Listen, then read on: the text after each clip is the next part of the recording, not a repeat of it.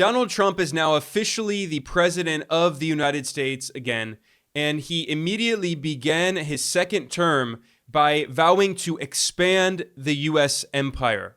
At his inauguration, Trump promised to, quote, expand our territory, end quote, to expand the territory of the U.S. empire. He also vowed to forcibly take over the Panama Canal in violation of Panama's sovereignty. He fearmongered about China, falsely claiming that China supposedly controls the Panama Canal, which is not true. And he even invoked manifest destiny, which is a colonialist doctrine that was used by the U.S. colonialists in the 19th century to justify ethnically cleansing indigenous peoples and colonizing more and more land. Here's this clip from Trump's inauguration. And above all, China is operating the Panama Canal, and we didn't give it to China. We gave it to Panama, and we're taking it back. The United States will once again consider itself a growing nation, one that increases our wealth, expands our territory, builds our cities, raises our expectations, and carries our flag into new and beautiful horizons. And we will pursue our manifest destiny into the stars. This is blatant imperialism. Trump is not even hiding it. He's saying we're going to expand the U.S. empire.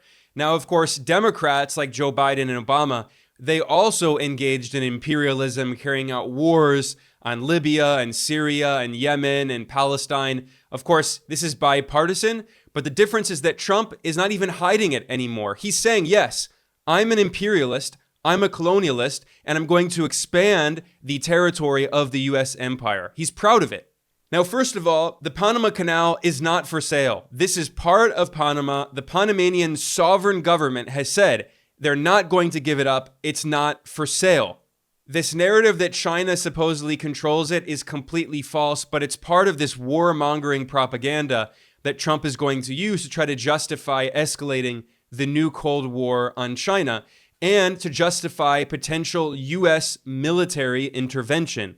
Because Trump was asked by a journalist in a press conference if he would use military force and invade Panama and also Greenland in order to take over the Panama Canal and take over Greenland, which Trump wants to colonize and make part of the U.S. empire as well.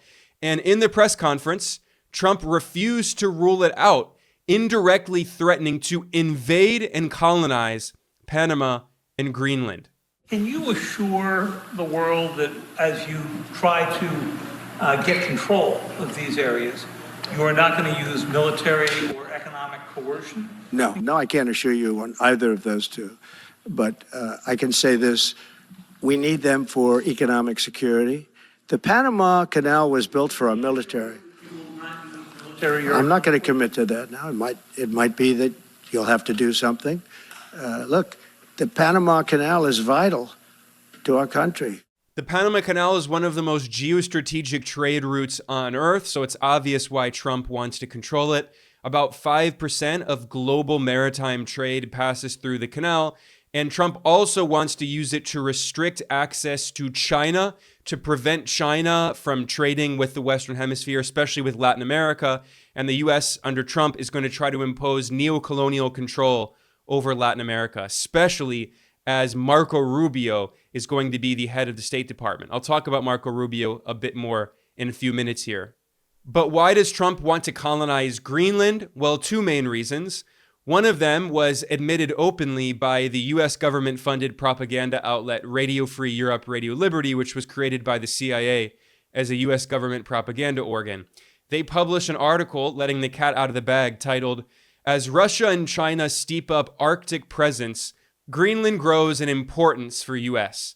So they want to use Greenland as a base for power projection for the U.S. military in order to limit the influence of China and Russia in the Arctic, especially as climate change melts part of the Arctic. And Trump is a climate science denier. He's going to put the pedal to the metal in massively expanding fossil fuel use.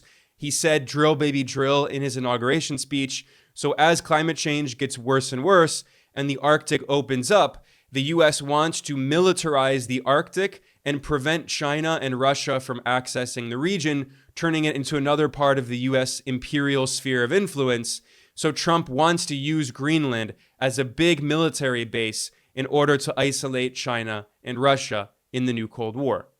So that's one key reason. The other main reason why Trump wants to colonize Greenland is because it has potentially trillions of dollars of strategic minerals, including rare earths that are very important for modern technologies. And the US is trying to restrict China's access to many of these minerals because China plays such a central role in the supply chain for critical minerals and especially rare earths. So Trump sees Greenland as a potential very profitable opportunity for the US to do that. Reuters published a list of some of the very important natural resources that Greenland has beneath the surface that could be very profitable for US corporations. They include rare earths, graphite, copper, nickel, zinc, gold, diamonds, iron ore, titanium, vanadium, tungsten, uranium. The list goes on. This is one of the other reasons why Trump really wants to get access to control Greenland, to colonize Greenland, to exploit these very profitable natural resources. Donald Trump is also threatening BRICS, the Global South-led organization that now represents a majority of the world population. A journalist asked Donald Trump about Spain, and for some reason, Trump claimed that Spain is part of BRICS. Spain is not part of BRICS. Listen to this very bizarre clip where Trump falsely claims that Spain is part of BRICS, and then he threatens BRICS, and he says that he's going to put 100% tariffs on BRICS countries, which again represent the majority of the world population, about 55% of the global population. And Trump is threatening to put 100% tariffs on BRICS countries to prevent them from trading with the United States. What can we expect of the countries in NATO that spend the least amount of money, like Spain, France, below the 5%? Spain is very low. And yet, are they a BRICS nation? What? They're a BRICS nation, Spain. You know what a BRICS nation is? You'll figure it out. But, and if the BRICS nations want to do that, that's okay, but we're going to put at least a 100% tariff on the business they do with the United States. You know what the BRICS is, right? You guys know. Brazil, You know what I'm saying, right? You know what I'm saying. So It's not even a threat. In fact, since I made that statement, Biden said, well, they have us over a barrel. I said, no, we have them over a barrel. And there's no way they're going to be able to do that. This is an executive order relating to tariffs, those countries, like Spain. As a BRICS nation, yes. They'll have 100% tariff if they so much as even think about doing what they thought. Can you explain how And therefore they'll give it up immediately. So will China give it up. Now, another country that Trump is threatening to potentially annex is Canada, and his supporters claim that this is just a joke, but Trump has repeatedly referred to Canada as the 51st state and vowed to make it part of the United States as part of his pledge to expand U.S. territory and the U.S. empire. Again, even if this is just a joke in scare quotes, the U.S. has a history of invading many countries around the world, of waging imperial wars. So rightfully, people in Canada are seeing this as a potential threat. And why would Trump be interested in this? Well, Canada has a larger landmass than the United States, again, especially with climate change getting worse and worse by people like Donald Trump massively expanding oil production. Where we're going to see as much of the ice in the northern part of Canada melt. Some of this area is going to become habitable. And Canada also has trillions and trillions of dollars of natural resources, some of the largest oil reserves on Earth, and many other important natural resources that U.S. corporations can profit from. So once again, we see that Trump is threatening many countries with imperial expansionism. And especially for Latin America, Donald Trump's second term is going to be very dangerous because I already talked about how he's threatening to colonize the Panama Canal, and he's also threatening potential military intervention in Mexico. In his inauguration speech, Trump declared Mexican cartels to be so-called terrorist organizations, and he announced that he's sending U.S. troops to the southern border, preparing for potential military intervention of Mexico. The sovereign, elected, independent government of Mexico has repeatedly said that it would oppose a U.S. military intervention. Therefore, this would be an illegal invasion, an imperial invasion of the U.S. southern neighbor by the U.S. military. This is why foreign media outlets are referring to Trump's decisions as Trump going to war with Mexico. That's essentially what's happening here. Trump is also expanding the economic war and hybrid war on Cuba, which of course has been a target of U.S. aggression and meddling and coup attempts and a blockade for more than 60 years, ever since the people of Cuba overthrew a U.S.-backed right-wing dictator and created a revolutionary government in 1959. Well, Trump has put Cuba back on the list of so-called state sponsors of terror, which is completely nonsensical. Now, Biden was one of the worst presidents in modern history, a horrible president. He sponsored Israel's horrific war crimes and crimes against humanity in Gaza. He expanded the proxy war in Ukraine. There are many things to criticize Biden over.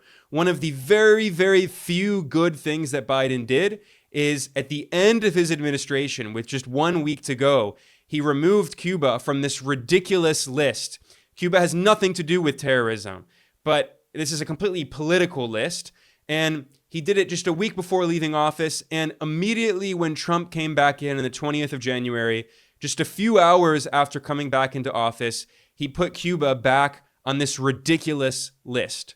It should be emphasized that the U.S. terror list is totally bogus, totally political. It has no legitimacy. As an example of this, the former leader of South Africa, who led the struggle against apartheid, Nelson Mandela, was put on the U.S. so-called terrorism list until 2008, well after he became the leader of South Africa, because this is a political list. And during the first Cold War, Nelson Mandela was closely affiliated with the Communist Party of South Africa. He was very close to the Soviet Union, and he supported armed struggle against the racist colonial apartheid regime in order to end the white supremacist apartheid regime. And because he refused to disavow armed struggle and refused to tell people to put down their arms in South Africa, he was put on the U.S. so-called terrorism list. By the way, Nelson Mandela was imprisoned by the apartheid regime for 27 years, and it was the U.S. that helped the apartheid regime in South Africa find and imprison Nelson Mandela. This was admitted by a former spy in the CIA, which played a key role in the imprisonment of Mandela. Of course, South Africa's apartheid regime was a close ally of the United States, strongly supported by the U.S., and because Nelson Mandela and many revolutionaries were sympathetic to the Soviet Union during the First Cold War, the U.S. had no problem killing them, putting them in prison, disappearing them, torturing them. And we see this history continuing today with countries like Cuba. Cuba had strongly supported the anti-apartheid movement in South Africa, fighting against the racist, colonialist, white supremacist states in Southern Africa. And the U.S. was on the opposite side, supporting the white supremacist colonialists. So once again, we see that Cuba is being punished by the U.S. empire for daring to challenge U.S. imperialism, for daring to challenge the global dictatorship of the U.S. empire, which wants to control every country on earth and wants to colonize foreign territory and control anything so U.S. corporations can profit and exploit all of the natural resources and labor of other countries around the world. And of course, we can also see this with Israel. Donald Trump has vowed to massively expand U.S. support for Israel.